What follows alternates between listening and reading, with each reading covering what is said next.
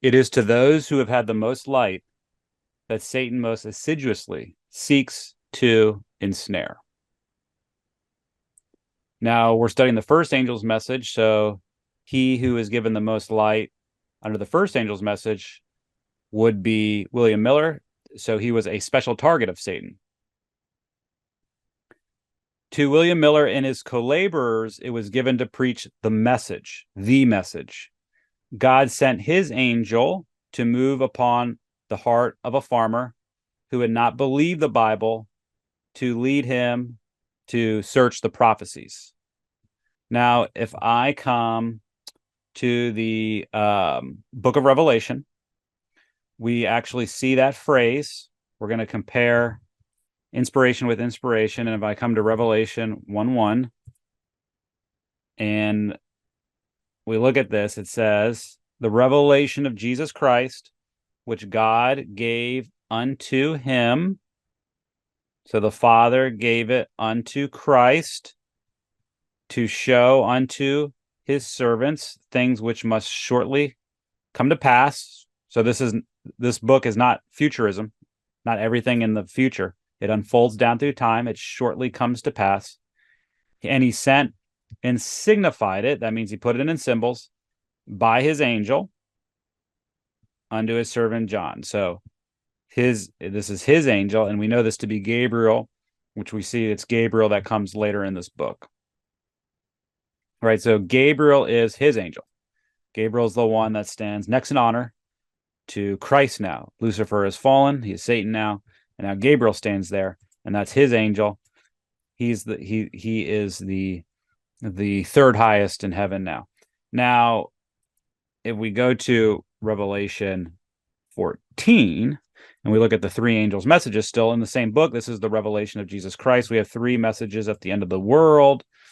And I saw another angel fly in the midst of heaven, having the everlasting gospel. This is the message. It's the everlasting gospel to preach unto them that dwell on the earth and to every nation and kindred and tongue and people, saying with a loud voice, fear God and give glory to him, for the hour of his judgment is come, and worship him that made the heaven, earth, and sea, and the fountains of waters.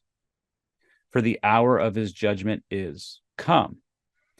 So if I am going to tell somebody, hey, we are now in the judgment hour, they'll say, how do you know?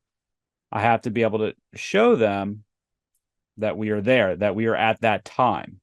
We are in that hour. And so we will see that this message is the message based on time. And wouldn't it make sense that, it's Gabriel that came to John to reveal these things to him? So he, at the end of the world, these things would be, the book of Daniel, Daniel and Revelation, and they're both one. One is a prophecy, the other a revelation. One a book sealed, the other a book open. So we also have Gabriel coming to Daniel, and we have Gabriel coming to John. And it would make sense that when Daniel is told to shut up the words and seal the book even to the time of the end, which is 1798, then after 1798, it would be Gabriel again that would come. Doesn't that make sense? If it was Gabriel that came to Daniel, and then it was Gabriel that came to John, then it would also be that Gabriel come to the chosen one at the end of the world that would interpret these things. That would only make sense because he's most qualified to discuss these prophecies, right? So, continuing, God sent his angel, there that phrase is, so he sent Gabriel to move upon the heart of a farmer who had not believed the Bible to lead him to search the prophecies. Angels of God repeatedly visited that chosen one to guide his mind and open to his understanding prophecies which had ever been dark to God's people. The commencement of the chain of truth was given to him. So that's a particular doctrinal point, and we want to know what that point is. And he was led on to search for link after link. So there's other points of doctrine. There's other evidences There's the commencement of the chain of truth. That one would be very significant. That one would be highly important. But there would also be other links. Until he looked with wonder and admiration upon the word of God, he saw there a perfect chain of truth. So what is the commencement of the chain of truth? What are these links after links? Well, I will tell you what the commencement of the chain of truth is. There is, and I'll show you in the Bible, but I'll first just tell you what it is. We have a 65-year prophecy beginning in 742 during the reign of Ahaz, and that takes us down to 677 when Manasseh went into captivity. And this commences the 7 times, or the 7 years in Ezekiel, and the 7 times in Moses. And remember, we begin with Moses and the prophets. So the commencement of the chain of truth should start with Moses, right?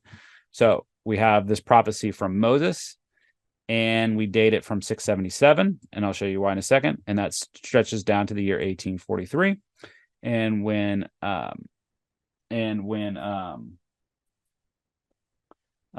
Miller saw that, he thought that was impressive, right?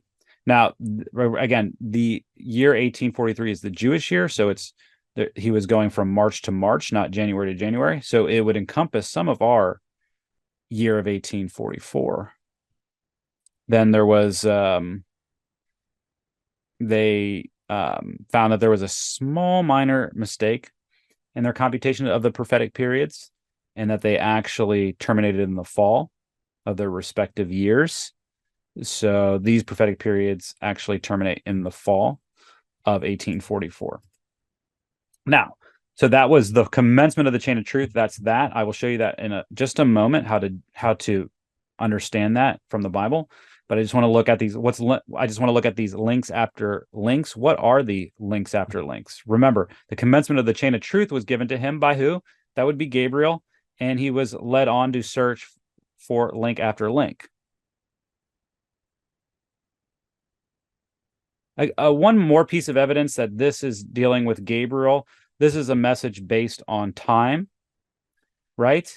And Gabriel asked questions in the book of Daniel about time, and this information would be sealed up until the time of the end. And Miller comes along at that time after 1798 and starts to study these things, right? And one said to the man clothed in linen, Gabriel said unto Christ, which was upon the waters of the river, how long shall it be till the end of these wonders? And Christ answers by giving prophetic periods. He says, for a times and a half. And he swears unto him that liveth forever and ever. He swears by the Father that this is true. It'll be for a times and a half. And when he shall have accomplished to scatter the power of the holy people. So there's a scattering time and a times and a half. A times and a half is the scattering time as well. This is when they're in the wilderness scattered. It's 1/2 of the scattering time. The 3.5 years is half of the 7 times. And so that's the 2520 in this verse here of Moses. The 7 times is here. He's asking, how long is it? Christ is saying it's 7 times, basically, with not explicitly, but if you read between the lines, that's what he's saying. So this is the commencement of the chain of truth doctrine here. And then when we go to Daniel chapter 8:13, and Adventism is built on the verse following. It's the answer to this question. I heard one saint speaking, and another saint said to that certain saint which spake. What does that mean? Gabriel said to Christ, how long shall it be? How long shall the vision be? Concerning paganism and papalism that are going to trod down your sanctuary and your host. How long is that for? Christ says unto 2,300 days. And somebody that's more astute will say, wait a minute, how could the trotting down of the sanctuary and the host begin in 457 BC, where we date the 2,300 days because of its connection to the 70 weeks in the next chapter? Why would we begin the trotting down of the host there when they're coming out of captivity then? When they are no longer being trodden down underfoot then? The sanctuary is being rebuilt then. The 3rd degree of Artaxerxes to, do this for the Levites and to bring in the gold and silver and to reestablish the magistrates and all of these different things that are listed under the decree. Why would it would be an absurd thing to say that that's the beginning of the trotting down of the sanctuary and the host in that year. But to William Miller and Associates, they believe that the 2300 days was a portion of a longer period. That's not when the trotting down of the sanctuary and the host began. That it began all the way back in 677 with Manassas. You see that why that's important? So we do harm to the 2300 day doctrine when we don't have the 2520 there. Adventism just doesn't make good sense with the 2300 days alone. So, but the reason that I brought us here again was Gabriel's asking questions in relation to time. He knows something about time. He's had conversations with Christ about time. So if there's a message at the end of the world based on time, the judgment hour, who is qualified to give that to give that message and deliver it to mankind? It would be Gabriel. He's the one that came to Daniel. He was the one that came to John, and he was the one that came to William Miller. So we should respect William Miller, and we should see, hey, he is in a class of his own because he is being educated by Gabriel the angel. That's his accompanying angel, and he is in league with men like Daniel the prophet and John the Revelator. So we ought to respect and reverence him more than we do. Here are the other evidences. We have the 6,000 years that also terminated in what William Miller thought was the Jewish year of 1843, but we would see that it would actually, he was 6 months too early. But this, when he was studying, 1843 kept coming up. 1843, the Jubilee cycle, the 2450, 1843, the 2300 days, 1843, the 2000 years of Hosea, 1842, the 1335, 1843. There's another 2520 that many of us are familiar with, 1798, the 1260, 1798, the 7 months of Ezekiel, 210 years, 1798. And so these dates kept popping up over and over again. And these were the ones that William Miller discovered. Every single one of these that you see on the screen, Miller unlocked them. And so it's safe to say that, yes, he was certainly in the same room with Gabriel the angel, even though he didn't know it because he wasn't inspired to that degree. Or maybe he had a sense, but he may have. We don't want to underestimate him either. He might have known, but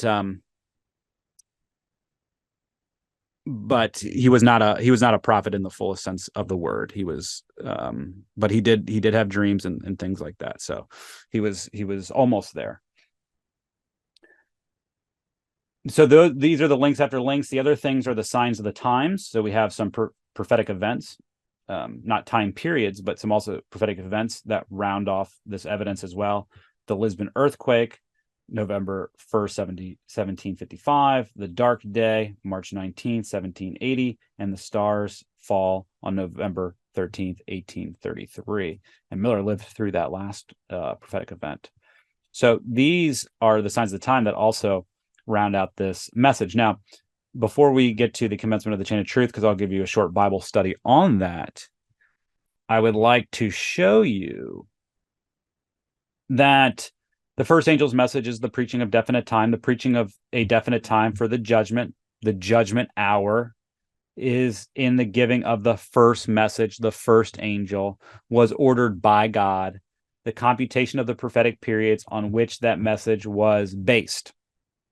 So the first angel's message was based on what? Prophetic periods, right? So when you hear people talk about the first angel's message, it's this, it's that, it's the Godhead message, it's the flat earth, it's different things like that. You hear people say these things, right? And what I want you to do is say, well, what is the message based on? What is the foundation of the first angel's message? Before we talk about those other subjects, what is it truly at its heart? It's based on the prophetic periods. Okay, so you can't divorce the prophetic periods from this message. And you can't be ignorant. You can't be a minister in this message and the last message of mercy ever to be given to the world. You can't be ignorant of this fact. If you're ignorant of this fact that it's based on the prophetic periods, that's the meat and potatoes, for lack of a better phrase, of the first angel's message, then you are out of the way. And you need to be corrected, or else you should step down and not preach. It's that serious. So, link after link. Okay? Link after link. This is what the first angel's message is based on. I'm not saying that the Father-Son message is an important or even more important message. All I'm saying is that the first angel's message, we can talk about the third angel's message and other things later. We can talk about how the first angel's message shines brighter and there's more to it than we realized under the light of the third angel. Yes, I understand all of that. But that doesn't change the fact that the computation of the prophetic periods on which that message was based is the first angel's message. Okay, the first angel's message was based on the computation of the prophetic periods, period. Now, placing the close of the 2300 days in the autumn of 1844 stands without impeachment. The repeated efforts to find new dates for the beginning and close of the prophetic periods and the unsound reasoning necessary to sustain these positions. Can we stop for a moment and just think about our day? The repeated efforts to find new dates for the beginning and close of these prophetic periods and the unsound reasoning necessary to sustain these positions. What two ministers, who I believe are two of the most dangerous ministers in all of Adventism, would be Walter Veith and David Gates, who repeatedly speak on these things. And David Gates has time set more than once now. Okay, this is a rebuke from the Lord to these men that do these things. Now they have other false teachings as well, other dangerous false ideas as well. They're out of the way on many points, but this is one of them. They're going around preaching that the 6,000 years, 2027, 1335 days for this from the Sunday law to this point. David Gates is interested in doctrines like that, right? Similar kindred ideas, right? So here it is, the repeated efforts to find new dates for the beginning and close of the prophetic periods and the unsound reasoning necessary to sustain these positions not only lead minds away from the present truth, but throw contempt upon all efforts to explain the prophecies. Do you see what they're doing? They're leading men away from present truth, and they're throwing contempt on the books Daniel and the Revelation and the prophetic periods found therein. Very serious. The more frequently a definite time is set for the second advent and the more widely it is taught, the better it suits the purposes of Satan. So who are they working for? Are they working for God? Is Walter Veith working for God? Or is he a minister of the devil? A minister of the devil, that's the answer. And we should not be ashamed or afraid to stand and say that and to give that testimony. It needs to be given. Now I beseech you, brethren. What is to beseech? It's to plead. I'm pleading with you. Now I'm pleading with you, brethren. Mark them which cause divisions and offenses contrary to the doctrine which ye have learned, and avoid them. We are not to have fellowship with them. We are to expose them. We are to mark them. That's what it means. It means to identify them and be a faithful watchman on the wall. There's somebody that's trying to break in to God's camp, into his city, and we are to mark them. They're causing divisions, and they have offenses contrary to the doctrine which we have learned. We are to avoid them. And so this time setting, if you are involved in time setting, you would fall under this denunciation. And so we are to mark them. That's why I said that they're the two of the most dangerous men in Adventism. That would be Walter Veith and David Gates. The more frequently a definite time is set for the second advent and the more widely it is taught, the better it suits the purposes of Satan. After the time has passed, he excites ridicule and contempt of its advocates and thus casts reproach upon the great Advent movement of 1843 and 1844. They're undermining 1844 when they're saying 6,000 years didn't terminate in 1844. Or there's dual application or all these other bizarre ideas. Those who persist in this error will at last fix upon a date too far in the future for the coming of Christ.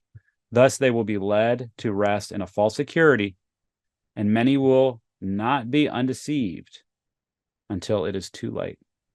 So it's salvational. Many, multitudes, will lose their souls because of these men. And men like these. Notice what he says. The room now appeared very large, with a high stage at one end, on which I was standing with an instrument like a mallet in my hand, knocking off the top of a large box. A few spectators on one side and a large fleshly man, the owner of the box, on the other. What I'm going to do is I'm going to read you this part of the dream, and then I will give you the interpretation of the dream. Okay? So, what's happening so far? He's in a large room with a large stage. Can we imagine that? And he's actually the judge here. He has a mallet in his hand, and he has this box that he's going to examine. And there's only a few people in this scene. You can think of it sort of like a court, if you will. And there's a large fleshly man, and he's very unwilling for Joseph Bates to open the box. But it seemed a clear duty that I was fully authorized to examine all contraband goods, and therefore there was no resistance. So Joseph Bates is actually the one in authority here. As the top of the box flew off, this man eagerly seized 2 or 3 bottles, apparently filled with water, and hugged them close to him, silently waiting the results of the examination. The box was about 1/3 full of what seemed as though they were painted idols. Among them was a very large, glazed, wide-rim hat with the hatter's box fitted into it. I looked up to the man and exclaimed, "What in the world did you smuggle this hat with a block of wood in it? And here for?"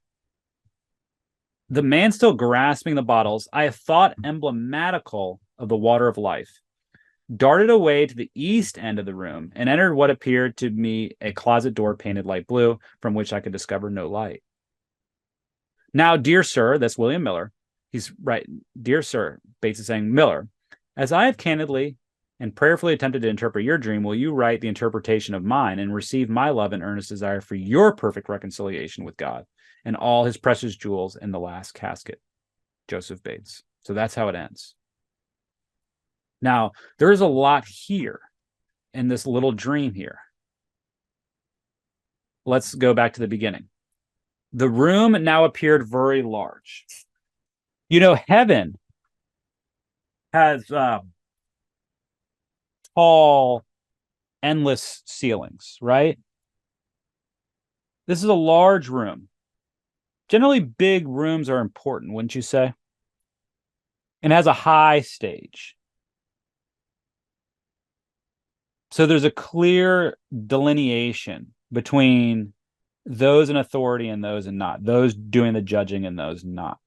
And I think from the sense of the letter, even if you didn't understand everything in the letter, just by the tone of it, you could see that Joseph Bates was very much empowered and speaking to one as mighty as Miller, as one that was on a high stage, right?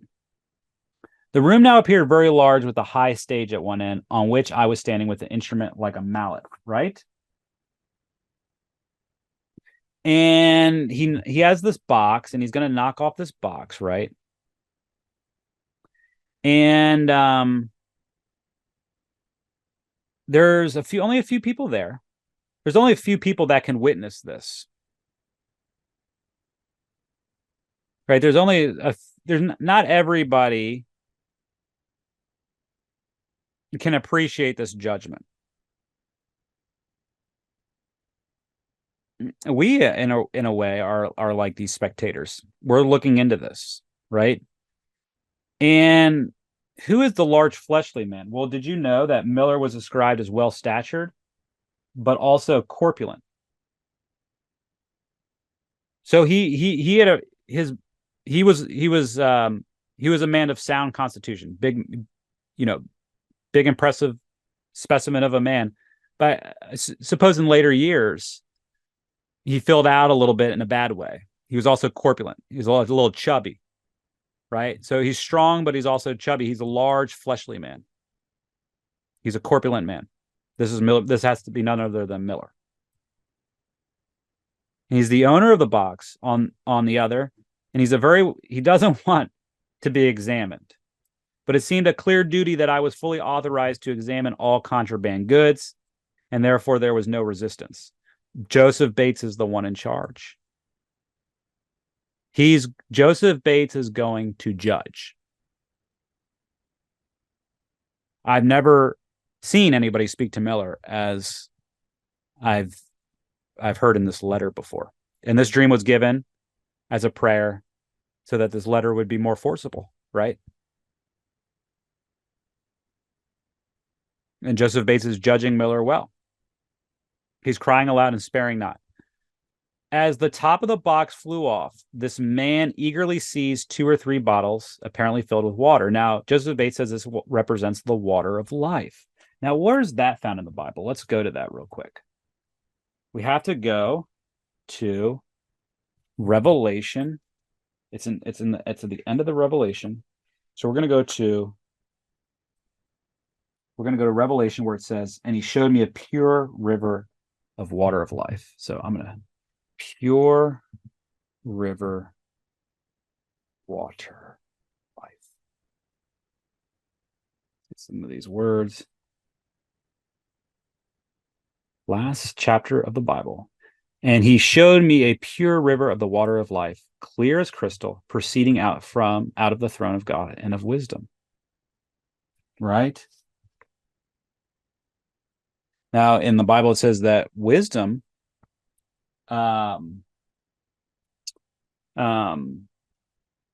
gives life to them that have it. So if I type in wisdom and life,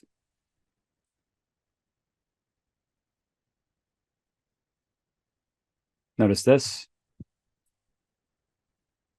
For wisdom is a defense and money is a defense, but the excellency of knowledge is that wisdom giveth life to them that have it. Sounds familiar with this concept of the bread of life. Unless you eat and drink the flesh and blood of the Son of Man, you have no life in you, right? There's this idea that the words that I speak unto you, they are spirit and they are life. So how does this water of life really come to us? You know, Christ tells the woman at the well, I have water that you know not of, and that you'll never thirst again. In a mystical way, in a spiritual way, isn't there a way that we can partake of this water of life now? And wouldn't that be through his word and through his spirit?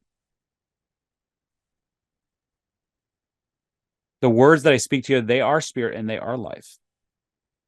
Right? In the oil in the lamp represents the spirit of God, but also represents God's word in one place in the spirit of prophecy. So there's a close connection between the word and the spirit, right? God's words have spirit in them. I just want to say one thing.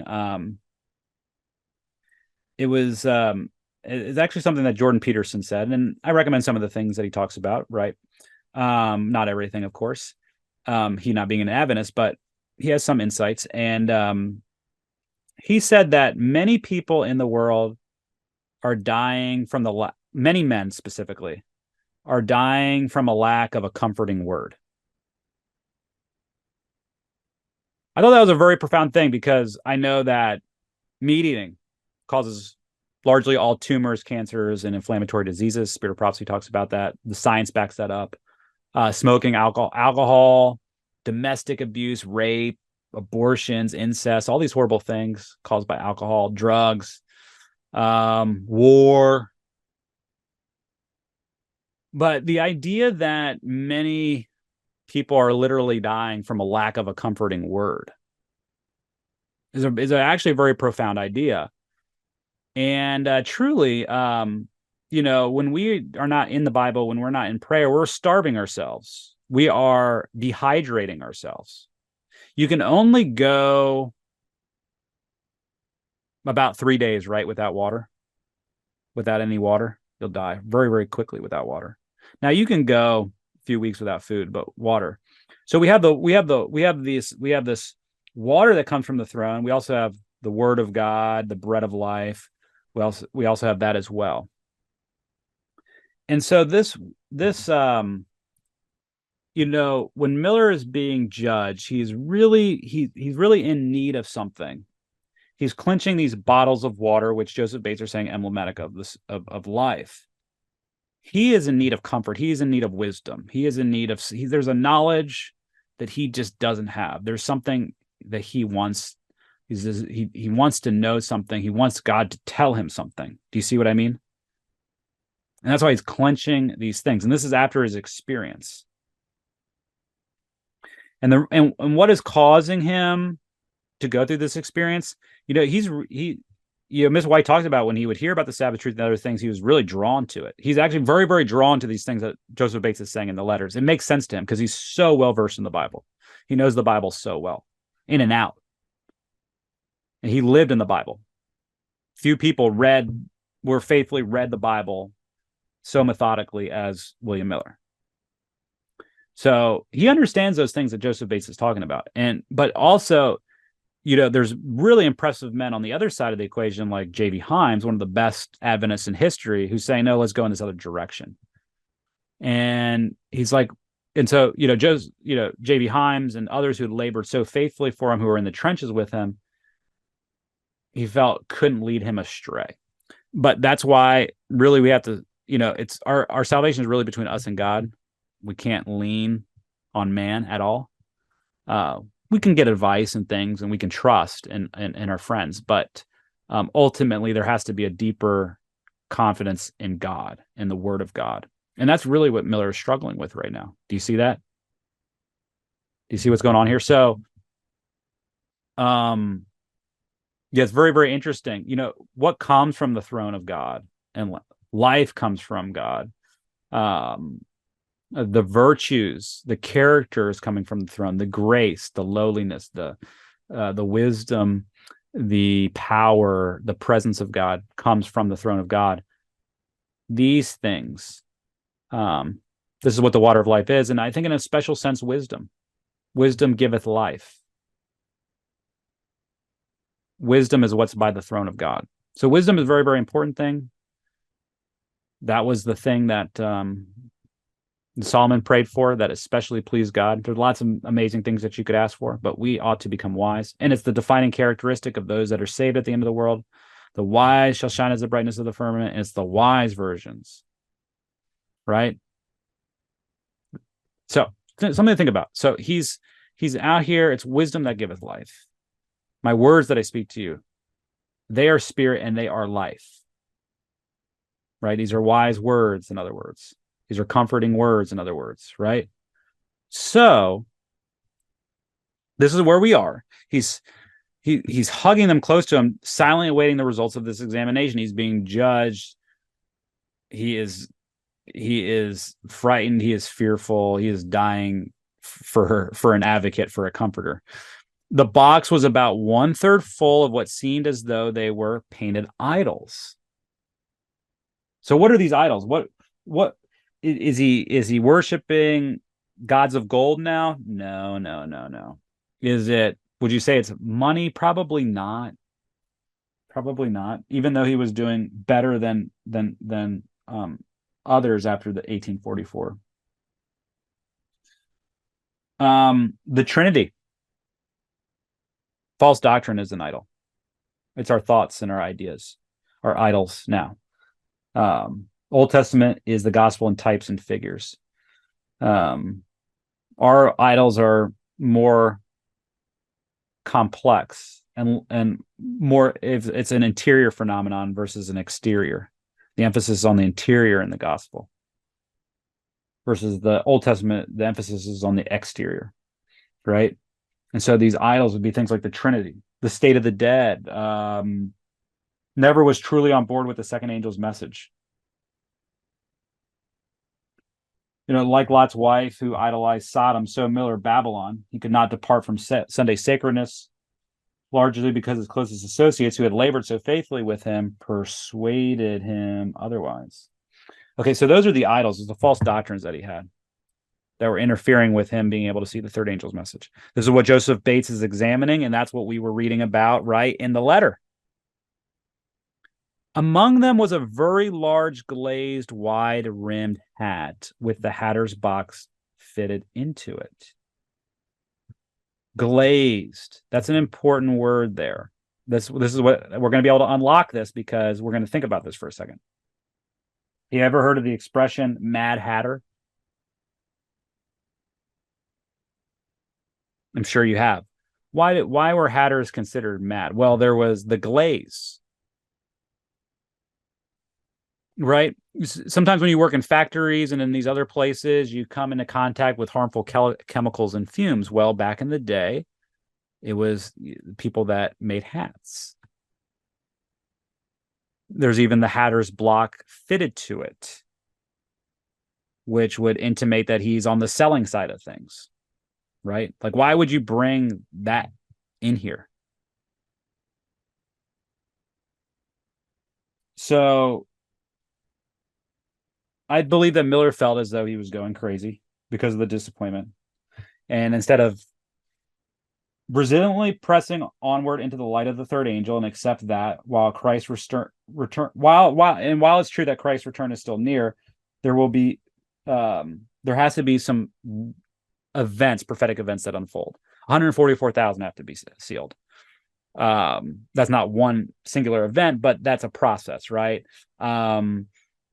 Things like towers have to fall in Revelation 18. The Turk has to go to Jerusalem. There's going to be the Sunday law crisis. There's these various prophetic events that happen at the end of the world that still had to fulfill. The mark of the beast crisis had to still take place. The image of the beast still had to form. America had to, there had to be a national apostasy in America. America was a much better place in Miller's day. It was a much freer place.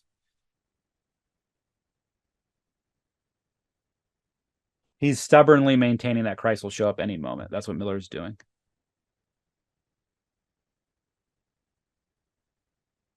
Okay, so let's continue reading. I looked up at the man and exclaimed, "What in the world did you smuggle this hat with a block of wood in here for?" The man, still grasping the bottles, I have thought emblematical of the water of life, we discussed that. Notice this, darted away to the east end of the room. Why east? Why didn't the dream say the west side or the north side or the south side? Why east? It should be apparent because Christ comes to the east. He's still, this is why I was saying he's stubbornly maintaining that Christ, he's going to come back in 47, right? Times in this class are still time setting. And entered what appeared to me a closet door painted light blue. What's light blue? The sky. Right? Yes, we believe in the near coming Christ, but we don't believe Christ is coming back 7 hours from now, right? We wouldn't time set, right? But this is still, when you're doubting the midnight cry and the prophetic periods were fulfilled and that movement was of God, when you start to doubt that, then you start to get into trouble. When you start to doubt how God has led you in the past, you get into trouble. And I want you to take that very personally too. Even in your own life, there are things, you have your even own personal waymarks. You have your own little disappointments and things that God has brought you through. Don't start saying, no, God wasn't a part of that, or that wasn't, that whatever God had shown you back then that was just in a delusion. We can do that even in our own lives. So don't do it even in your own life. Trust that God has brought you where he's brought you and taught you what he's taught you. I would say at a church level, at a corporate level, we cannot remove the old landmarks. We cannot start doubting these things. We cannot start doubting Adventism. Adventism is the truth. Seventh-day Adventism is the truth. Doesn't matter if the leaders of our church are Pharisees now and Sadducees now and are counteracting the work of God now. That doesn't mean anything. Seventh-day Adventism is still the truth. The church can be an apostasy. That's how it was in Christ's day.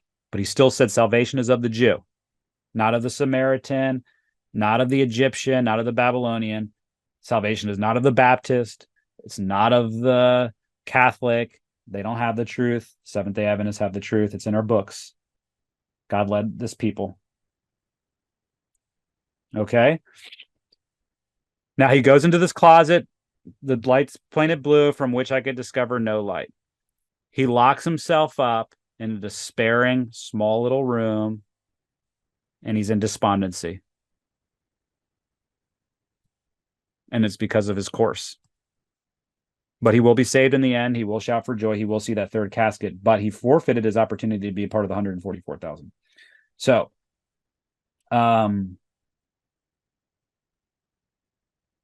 that is where we will end today. So I just want to what did we learn from this? Miller is a mighty man of God. He is one of the best Bible students that we have. He is our father, spiritual father, if you will, not in the Catholic sense, but in the right sense of the word, kind of like Father Abraham. But Joseph Bates is also mighty too. And because Joseph Bates was willing to endure, he was actually given the seat of judgment. And the apostles were asked Christ, "What will we've forsaken everything. What will we get?" And he said, "You will judge the 12 tribes of Israel. You'll sit on thrones and judge the 12 tribes.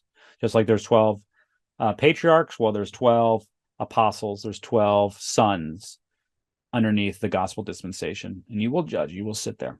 And so we too, if we are willing to endure, that man will be saved in the end. He that beareth all things, believeth all things, hopeth all things, endureth all things is the one that will be saved and the one that will have the reward in heaven. And let no man take your crown. There's a lot of people jumping ship. There's a lot of people apostatizing. There's a lot of people casting doubt on the way that God has led William Miller, led Charles Fitch, led Joseph Bates, led James White.